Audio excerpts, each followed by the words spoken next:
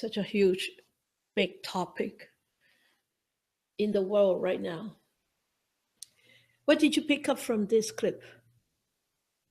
Anybody sharing? Thank you for sending it to me, Laurie. The first time I saw this, I was so pleased because it was just a different way for me to look at mindfulness in my classroom. Just gave me a few different ways to talk about it to my kids. And one of the things that I started the very minute I saw it was I started saying, remember to check in. Where's your mind right now? Yeah. And the kids would stop and they would actually go, what are you talking about? And we talked about it. And Yeah. It was such a nice jumping off place to talk. Yeah. The other thing that I really liked, okay, I could just talk. Sorry. The thing that she said about making that pathway in the brain stronger.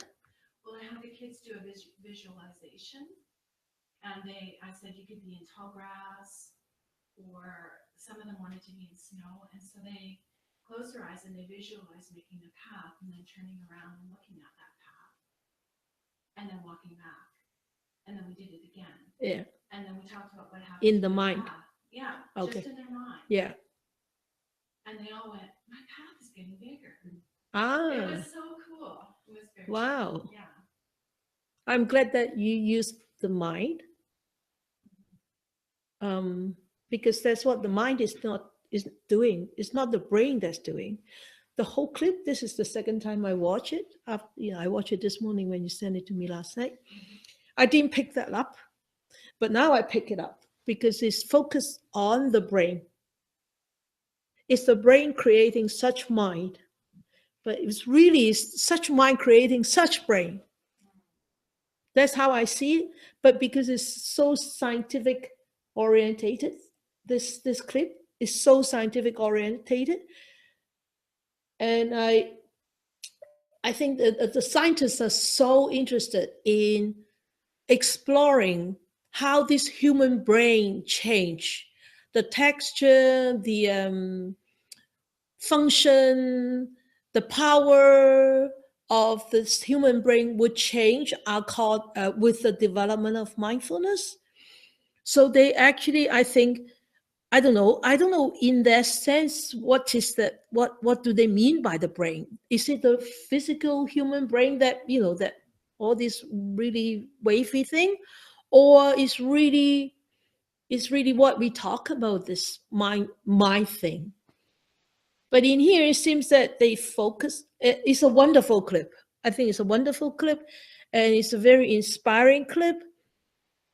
But I look at it from a Buddhist point of view, it's very different. So that's why I want to bring this up. It's a very serious topic, okay? Serious in the sense, it's not that I'm going to change the education system. No, I want people to understand the secular mindfulness and the so-called classical mindfulness. She used classical mindfulness, but I totally disagree. They are not teaching classical mindfulness. Sorry. I agree with you. I didn't want to say anything, but Oh, you have to say anything. You have to say everything. This is the Dharma sharing. I wrote an article because I was asked to. Well, there's a big conference going on next week, but anyway, some healthcare workers asked me to write an article about this whole mindfulness thing, and especially about young people, because of the fact that I have been teaching young people. But I said, no, I'm not going to do what you want. I did something totally different. I related mindfulness to awakening. Because I said, that is the purpose of the Buddha. You Exactly. can't go to this practitioner and ask me to do research just because I was teaching children and say the benefits of MBSR, mindfulness, MBCT, yeah. stress reduction. I have a lot of social workers and people and doctors, right? But I read a very good article by Viku Bodhi. Transformation of Mindfulness. Is that right? Yes, I think that's the name. I can't remember. 2016. Most probably. It was in a journal, and I had to go through. Someone got it for me because I had some problem with the computer getting it in. I had to kind of figure out information to get it. I have it at home even when Talk slowly.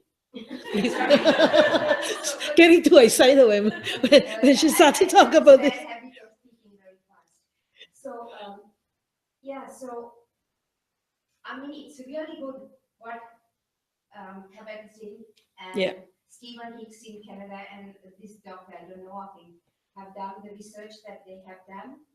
But they shouldn't use the word classical mindfulness. Exactly. Because what they're doing is they're taking the teachings of the Buddha, and the prime mission of our Buddha was the ending of rebirth, rebecoming, right? That's his first utterance after attaining enlightenment, was that he has found the builder of his house and there is no more work for me, right? So that was his mission. And then they're using it for many, many different things. Now, I will agree that they have a lot of benefit in this life. I did some research of some papers where they had specifically said all the disorders that can be corrected by mindfulness, but they have dropped the ball on the other piece. Yeah. So I did this article, and if anyone is interested, it's only 6 pages because it comes to 45 minutes talk with 15 minutes Okay. question. So if anyone is interested, it's only 6 pages. I can send it, but then Bhikkhu Bodhi's, I didn't want to say anything wrong about it because mine doesn't address that at all. I didn't want to say that what is being done is negative or anything like that. No, it's not negative. Right? No, not negative, no. That mind focuses more on mindfulness and its correlation or its relationship to awakening, taking you from mindfulness to the ending of rebirth, rebecoming. That's what my article was. But I read that one, the one Bhikkhu Bodhi had written, where he has explained that the dangers of going that route and what would happen to the teachings of the Buddha in the future. Yes, it's wonderful. It's a wonderful article. I didn't want to send it to you this morning, but I'm asking Eva to send it to you tonight, and so you can go through it. We can discuss it next week. But Bhikkhu Bodhi in this article is called Transformation of Mindfulness, where he actually introduced how he actually encountered mindfulness. Is when he was doing his degree in Claremont, and he met a monk, and they were talking about, they were discussing, and then he asked this monk to teach him some kind of meditation. So this monk taught him a meditation. Then eventually he found out that this actually Nyana Ponika, yeah, and actually who wrote the heart of Buddhist meditation. So Bhikkhu Bodhi thought he was so fortunate to be able to, encounter such a great teacher. And then he went, he got ordained, and then he went back, to Claremont, where he actually belonged to he was with the Mahayana branch of Buddhism. The abbot was Yan Zhun Fasi, Venerable Yin Kit. His Chinese is I don't understand. Okay, he has a very strong dialect. I don't understand. So he has a particular translator to actually translate his Chinese into Chinese. Okay. But you see, in Bhikkhu Bodhi's article, he was addressing this mindfulness. He said the teachings of the mindfulness, where Nyana Ponika said, the fourfold applications of mindfulness is to the contemplation of the body, the feelings like Vedana, and the states of mind, Chitta, and mental phenomena, Dharma.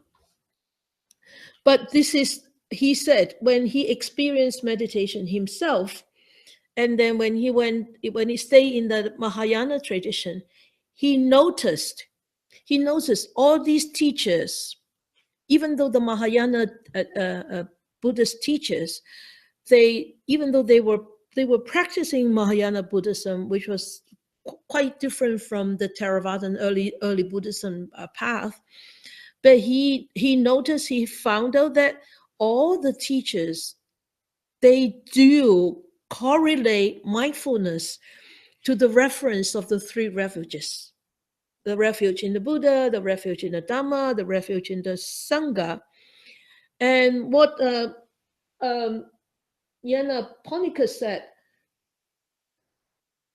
mindfulness is not just being mindful, it's the way, of being mindful. That is a path. It's not just something that you do with your mind. It's a path of practicing mindfulness. So that's like a path towards the liberation. It's not just liberation, it's the path towards liberation. Before you liberate, you need to walk on this path. And how are you going to walk on this path? How are you going to travel on this path? You have to relay yourself to the essence of the triple gem. That's so important because that's what is lacking in the secular mindfulness. Is they're taking a piece of the pie out and thinking this is the whole of the apple pie. But there might be something lacking there. There's definitely something lacking. Okay, so Bhikkhu Bodhi said, my teachers insisted that both learning and practice should be solidly planted on the ground of reference for the triple jewels. That means the Buddha, Dharma, and the Sangha. Upright moral conduct. That means the Sila. And an aspiration to achieve the supreme goal set by the Dharma. That means you totally develop that wisdom to see through the sufferings that we are going through and be able to liberate yourself from your defilements. So that's the whole purpose of mindfulness. It's not just like, oh, I just cultivate, I just be mindful so that I get this peace of mind, I get quiet too, I get calm, I get focused, I can do better, yeah, I can score higher marks, and I can be a loving person, everybody loves me because I'm so calm. No, that's not the goal of developing mindfulness. So it is actually a serious matter right now in this we call this the degenerative era of the Dhamma. Okay, but you can call it the second sasana, the first 500 years of the second sasana, where you actually cultivating wisdom. So what happened to the mindfulness now is Bhikkhu Bodhi said the three refuges, refuge in the Buddha, the Dharma, and the Sangha, are so important because it brings about faith, saddha, saddha, S-A-D-D-H-A, faith, yeah, saddha, and then understanding. That means dikti, right? And meditation practice together in a harmonious balance. That's what she used, A and B. Okay. And in his view, these three strands of Buddhist spirituality were inextricably interwoven, so that none could be separated from the others without being itself enfeebled while weakening the whole to which it belonged. Yeah? You've got something to say, Laurie? Well, I just wonder about if we don't say anything at all, how do you ever? It's true. It's not that this secular mindfulness is wrong. No, it's just lacking. It's not wrong, but it's not. Exactly. You have something to say, Virgil? It's not complete. That's what it is. Then they shouldn't say it's the Buddha teaching. Now, when they compare it to the mandalas and all that, you tend to think there's Tibetan Buddhism involved. You see, there is a lot of misleading messages attaching to this word of mindfulness. Misleading passages or misleading messages. Like when she started, we are not criticizing her performance. It was a wonderful talk, I think. When she started, she said, "Oh, this has been practicing for thousands of years." So it goes back to ancient time. But the ancient time doesn't teach A, B, and C. not just teach A, B, and C are not sufficient to liberate yourself from the samsara. Sorry, it's interesting we were just talking there, and I work with reluctant learners, many reluctant learners who bounce into my room. There's 4 groups, and they spin. Yeah. And periodically I've gone to doing certain calming exercises. And I was just mentioning how one particular group, I can't, they vibrate, they're like off their chair constantly, and I can't try and figure out how to get through to them without, because I'm not sophisticated enough to do this either, but without using any of the language of mindfulness. I was telling them about, there is a storm inside your head. Yeah. And until we can calm your storm, we can't go anywhere here. We can be here together, but we can't do anything. And it was interesting. So I was just saying how I give them a 1-minute calming exercise, and we talk about the storm in their head. And these students are not always successful at it, but they're intrigued. Yes. Because no one has taught. We tell them constantly, every day, focus, focus, focus, but we don't intentionally show them how to calm themselves. So I can see we have to start somewhere in schools, and I think if this is a strategy that is available, I'm certainly going to continue. Of course. Yeah. Please, Yeah. don't stop. I'm just brainstorming everybody on this classical mindfulness or classical practice of mindfulness and the secular practice of mindfulness. I'm just wanting to point out it's really 2 different things. So don't just take the secular practice of mindfulness to pretend that you are walking on the path towards the liberation from samsara. I agree 100%. That's very good way you put it, sister. And because why? Because the Bhikkhu Buddhist said it very, very strong. He said, this is a very, very different era. This is called a degenerative age. When we were living in the shadows of the Vietnam War, of course, he's American, okay?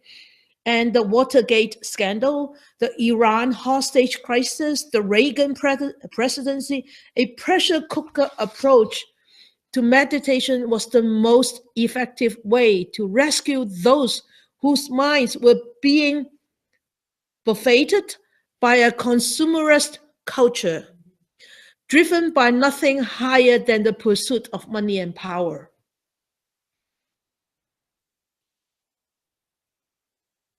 And you can see why he would say this. And you can see the trend of secular mindfulness. Where is this going to go?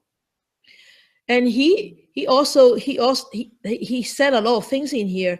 And he said this mindfulness is just one part of the classical teachings of the Buddha being tapped on nowadays. And he said, I'm sure there are many facets of the Buddha's teachings will be being tapped on in the future because it's so beneficial to overcome, to help this really stormy world to get calm, to calm down, or to find a way out of the storms. But it really matters how people address this and how people are going to utilize the tool. And why do I need to bring this up in this class? Because we can talk about anything without having fingers pointing to us. And I, as a meditation teacher, I need to really point that out to my students so that they don't go that path. You can practice that in school to help children, but for yourself, you have to always in your mind, knowing this is not the ultimate goal. This is not the ultimate path. This is one convenient way to help those difficult people or children or teens to regain their own ground at that present moment of life. But eventually, how they have to walk their life is they really need to find a way to liberate themselves from their own entanglements, the mental entanglements, not the brain entanglements.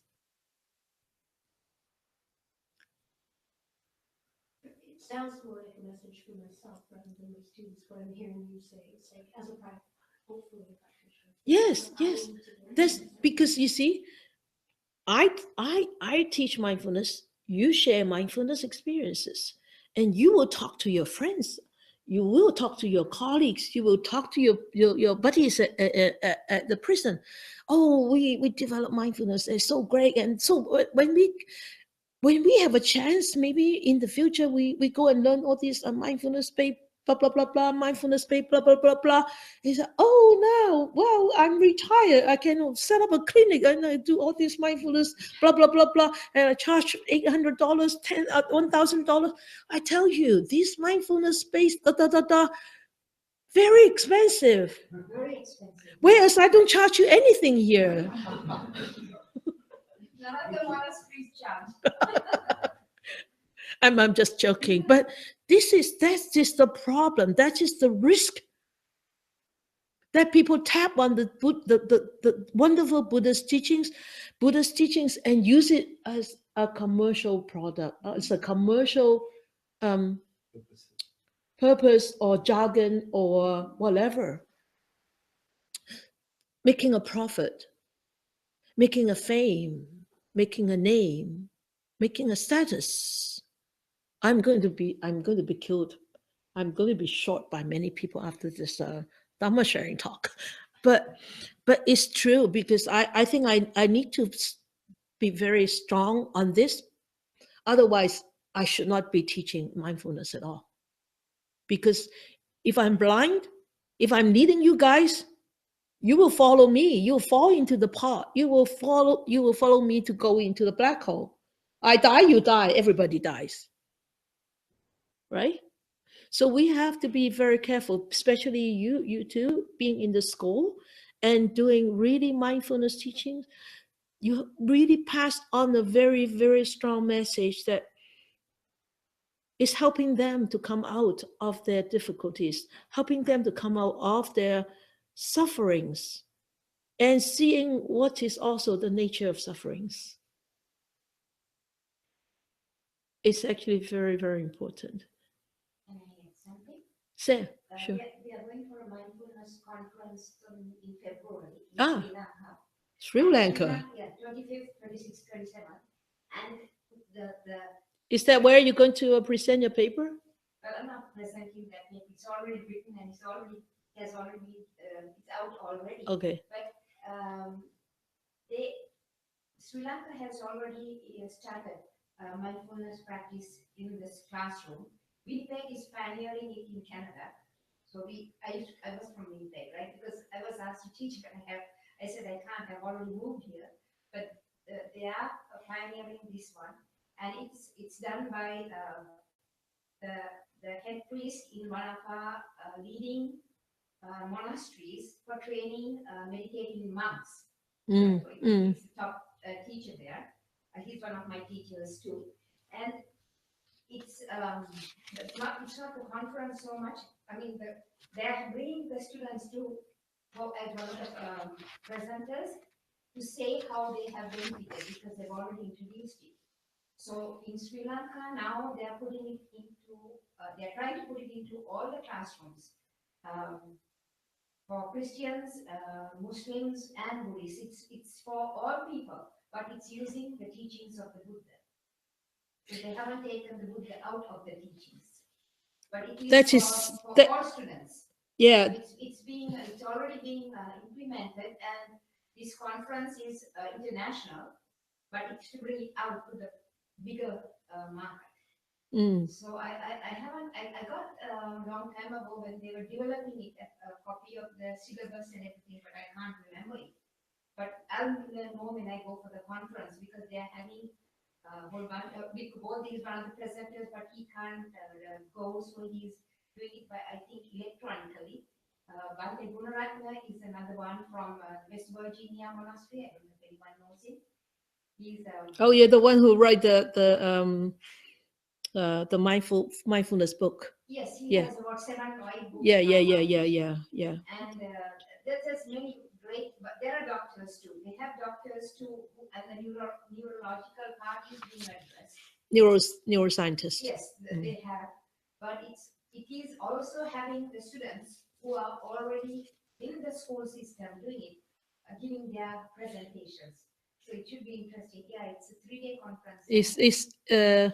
Well, this is a very, very hot topic, hot practice nowadays in the world, because the stress has become so big. The pressure cooker is about to explode and to burst. So people are trying to find ways to actually cool it down, cool it down, cool it down. So mindfulness becomes very handy. And as Buddha said, he said, mindfulness in its classical role as an integral component of the Buddhist path, the purpose of mindfulness meditation is to eradicate the mind's deep defilements and uproot the belief in a substantial self. Okay, so that is two main purpose of really the classical mindfulness, is to eradicate all our deep defilements, the deep hidden cravings, anger, ill will, animosities, and also the ignorance, the deep ignorance, and uproot the belief in a substantial self, that I'm this ego thing. I exist because I exist. It's me and mine and I, and forgetting about this conditioned arising of our existence and conditioned passing of this existence too. So this is a very, very important concept. And this objective is in turn determined by the ultimate goal of the Buddha's teachings, the attainment of Nibbana. Remember, Nibbana, that means the complete eradications of all defilements, and liberation from the cycle of rebirth. That means the samsara. We come out from samsara. So of course, the new wave of meditation teachers recognize, of course, that that the practice they were teaching has auxiliary effects, auxiliary benefits, right? We do find it's like, well, calm the storm in your brain. Wow, so calm.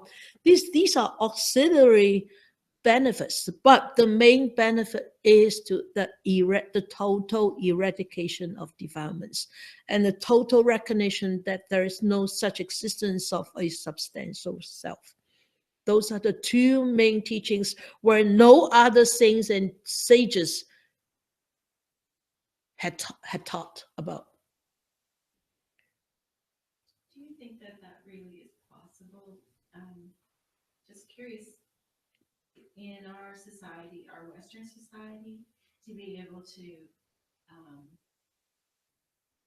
bring that purity of teaching into a classroom? I don't think it would be allowed. You're correct. It will not be allowed, but then they shouldn't say that what they're doing is from the Tibetan tradition or the classical mindfulness. They should say that it's a modified version. And the way she was putting it, I thought she was going to even mention that these are the teachings of the Buddha and take it as the mindfulness that the Buddha taught, right? But it is not. The Buddha's name is never brought up. But this, never brought. But this is very dangerous. It's very dangerous. I don't think it's ever possible. I don't think it's ever possible. It's ever possible within this lifetime that we are able to see. I don't know whether in the future, but I mean, you can see in the as I have emailed you the other day about the Buddhist religion being taught in British schools. Oh, it is in Australia too. Yeah. Oh, Victoria, right? Victoria, Australia. Yeah. Oh, Victoria, Australia, and also in Britain, some of the schools in Britain, but it's quite difficult in the North America yet. It is really, I don't think we need to really bring that Buddha's teachings, the Buddha's name into a classroom, but it's just that they don't need, they should try to really identify truly the origin of mindfulness that they are teaching. And you're giving people some medicine and you're trying to pretend that medicine doesn't come from a doctor that that really nobody likes, but works. Fisherman's friends. Huh? Fisherman's friends. Oh, fisherman's friend. What else, Terry? Oh, oh, oh, I see. But it works, yeah. Yeah, really. It works because they are taking tranquility meditation. That's what they're teaching. And Tibet Zen, who was one of the first people who did it, used the Tibetan monks as his research students, right? And the second one that I'm aware of who did it was Stephen Hicks from Carleton University. I know I was one of his students, and he was using Buddhist practitioners. So it works because all the testing were Buddhist monks or nuns, and the Yes. the happiest monk in the world was like at UCLA or Stanford. I can't remember. Yeah, and he is all these electrodes tied to his mind, to his brain. Exactly. So why don't they just pick one of you to go and test how thick your brain is? You want to say something, Farsha? I just want to say there's a side of that, and I don't think it's even not, I don't think it's pretending it doesn't come from the origin. There's a very highly respected, and I personally respect this administrator in our district, so with all due respect, I'll say, we had a conversation about mindfulness, and that person, that individual was absolutely adamant that mindfulness had nothing to do. It was a neuroscience, it had nothing to do. Yeah. And that particular administrator went as far as to say, what you're talking about is prayer. Yeah. And I mean, See that? You see, that's what Bhikkhu Buddha wrote in this article. He said the division widens. Yes. Why? Because he said, I saw mindfulness meditation becoming increasingly psychologized, he said. Because gradually some would begin to incorporate the techniques of mindfulness meditation into their therapies, which a lot of them have already started to do that. And until the boundaries between psychotherapy and contemplative practice would become permeable and new hybrids would appear. Already appeared. So, because from the realization that mindfulness could be used to help so many people suffering from chronic diseases, chronic illness, chronic pain, this new system of palliative care would take shape, already has. And of course, it's designed by this famous JKZ, right? So if Bhikkhu Buddha thought it wouldn't be too long before a next wave of practitioners to realize this ancient method has still more potential waiting to be tapped. So another aspect of the Greek Buddha's teachings would be tapped. And he said, these will really strip away the remaining tendrils that connected mindfulness to Buddhism. And everything else that might have been redolent. What does it mean by redolent? Redolent. Sort of, I don't know. Redolent. Sort of, Redolent. Based on, what's the context? Read the sentence again.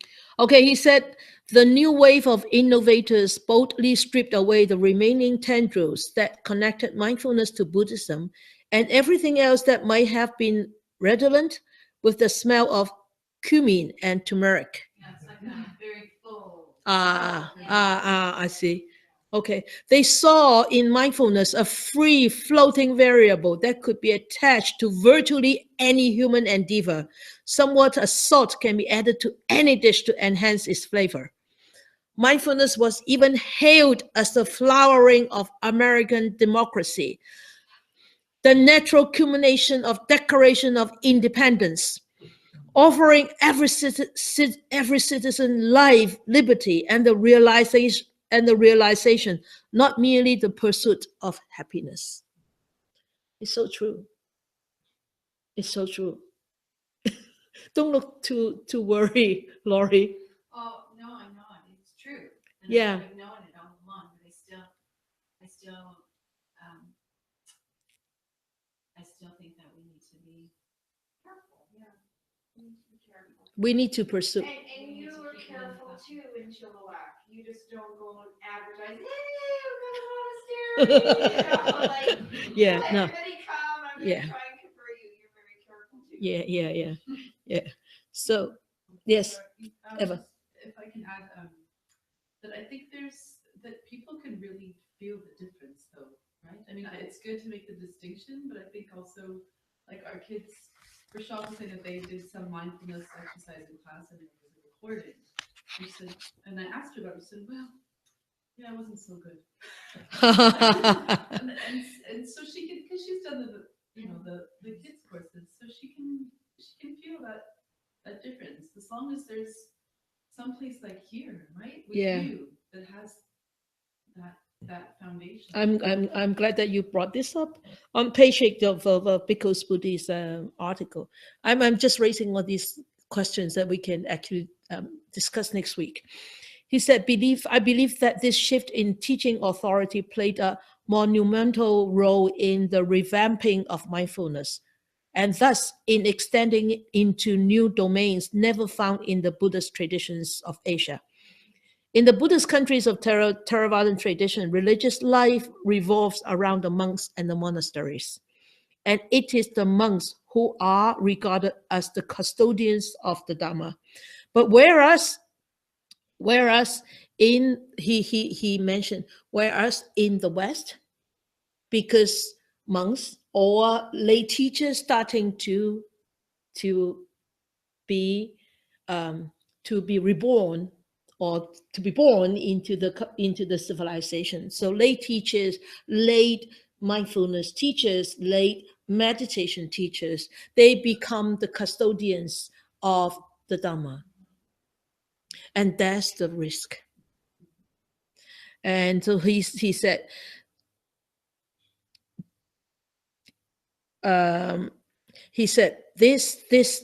despite his faults, this tradition has ensured that all modes of Buddhist practice, whether scholarly, whether ritualistic, or contemplative, are imbued with veneration for the triple gems and rooted in a world view based on the Buddha's discourses. So it's a transfer in the custodianship of the Dharma, that is, in teaching authorities, from the monastic Sangha to Western lay teachers, from ordained monks to young men and women who had received their training in Asian monasteries and meditation centers without taking monastic vows, or who may have been ordained but returned to lay life after setting out to teach in the West. That's where all these lay teachers come from, and they become the authority to mindfulness teaching. Of course, I mean, how many fortunate beings can be like you? You bump into a monastery in Chilliwack, right? Huh? Yeah. And how many students have that great fortune to have a nun come Into class? school. I know, and it's not me No. that's teaching it. It's you teaching me. Yeah, and you, coming in yeah, and sharing with my kids. yeah, That makes it not bad. yeah, I feel, and I see that bad part of it, or how it's the latest and the greatest, and everybody's jumping into that. yeah. But this is different. Very different, yeah. And it's because I have you as my teacher. Yeah, yeah. And not everybody has. Yeah. They have Oh, said sorry. No, we should be done. They have work to go to tomorrow. You guys go. Charles, good night. Good night. I have to go and get the officer. Oh yeah, don't forget our driver. I have no keys. Yeah. No. It's great. I think it's a great discussion. He's great. system. But you know, even in Winnipeg, we are slowly introducing it, and two school divisions were inviting us to teach the grade 10 and 11 class on Buddhism. Churches were inviting us. So even in Winnipeg, they have slowly started realizing that it is good for them to have a Buddhist practitioner teaching, as opposed to, you know, like, I don't know what this lawyer is teaching, really. I have nothing against it if it's working, that's really great, but they are inviting us. Good. They are inviting us, and they are having one class in grade 10 or 11 where they bring a guest speaker in. Good. To get a little bit of a Buddhist perspective, Yeah. as opposed to a perspective of a person who has not been practicing at all, you know, or who hasn't been born into the Buddhist faith or anything and practiced for it, you know, a long time. Good. So Eva is going to send you the article. So please find out things. We'll go into discussion next week. Okay? All right? I so appreciate you bringing this up, because I just come back from a 10-day retreat and my boss and the others was like, why would anybody want to do that? You know, and then you try to explain something to them. So yes, it's very. Yeah. And fortunately, I did mention they teach morality. Yeah. So Yeah. this thing It's just is a cult. bunch of groovy. Yeah, good. I just want to say that I really appreciate the stand you are taking on this as Yeah. a leader of Yeah. our community. Yeah. Because people like us, when you go and say the Buddhist label, you know, this is a racist, you know, you want to build walls instead of, you know, harmonizing the world, you know. Yeah. You know, they've been religion to this and all that stuff. Yeah. But someone like you, I can see that, you know, I'm sure you feel responsible for this in some ways. Oh, very, Yeah, so very. I think people appreciate that. Yeah, I really appreciate it too, because I did this thing, and I'm going to send it. I'll send it to you. Yeah. Right. I did it because I couldn't stand it anymore. You know, when they're asking me to do it, right? I said I'm a Buddhist practitioner. I can't do it. And I did this other one. No, I go into MBSR class to tell them the difference between their secular meditation than the meditation that we do. I tell them, remember, huh? And they were just like this. And I make recommendation how they should practice their meditation only 10 minutes a day, whereas we can go up to 10 hours a day. Because why? Because they do not have the teachings to fall back onto, and they do not have a teachers that they can rely on, or teachers that they can rely on. So if there is any problem, yes, what are they going to do? Send them to hospital, right? So you know that's the danger of secular meditation, because they do not have follow up. They do not have the support. And also the people like you, a handful of people like you, with Bodhi, and they are kind of a very small group of people. We don't have a big audience platform. On the other hand, some of these people, they have internet, they have Facebook, they have this. They can spread it out around the community. Well, it's also, of course, and then you go and look at it again. It's always karma playing its tricks there, right?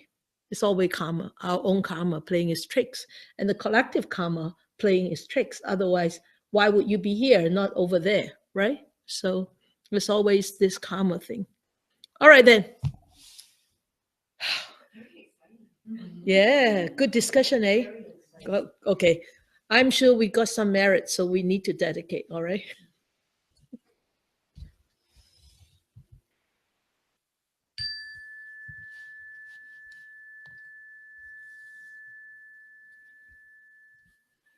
We bring our awareness back to this whole existence, whether it's the mental, whether it's the physical, and understanding this nature of existence.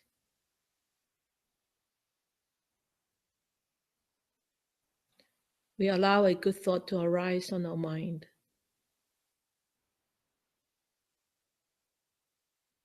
May the benefits that I gather be shared by all beings. All beings, human, non-human, visible, invisible, big or small, far or near. May they be free of enmity. May they be free of miseries. May they start to live in a world with brightness, warmth, experience this compassionate love, and be peaceful and be happy.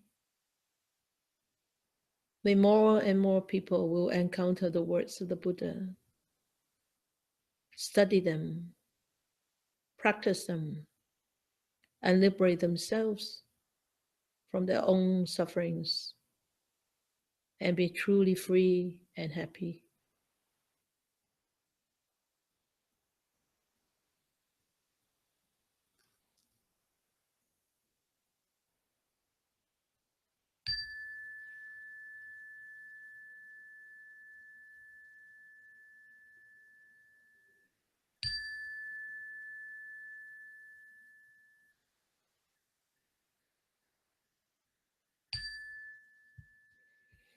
Okay, good night. Have a good week. Have a good week.